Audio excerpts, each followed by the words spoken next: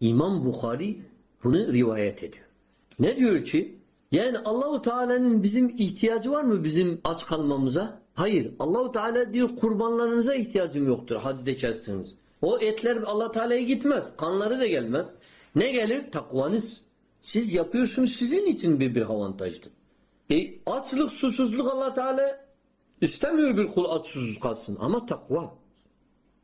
Onun için burada nedir? Burada neyi vurguluyor Resulullah sallallahu aleyhi ve sellem? Diyor ki yani çok insan oruç olur. Oruçluktan neyi hisseder? Aç, susuz. Yani yemek yeme. İmsaktan akşam saatine kadar, günün batımına kadar yemek yeme, su içme. Sen oruç oldun. Oruç bu mu? Bu değil. Bu içi boşalmış bir oruçtur. Nasıl bir dosya gönderirsin e-mailden? İçinde yazıyorsun bunun içinde filan şey var.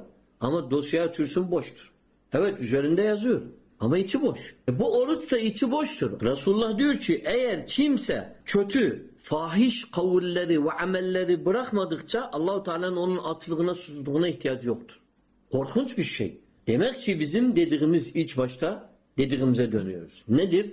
Biz ne yapacağız? Biz salih amelleri elden bırakmayacağız. İbadet, oruçluysak biz yemek içmek değil, şehvet değil sadece.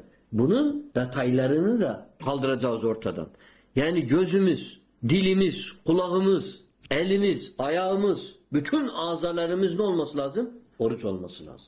Bütün günahlardan, bütün fahiş şeylerden oruç olacağız.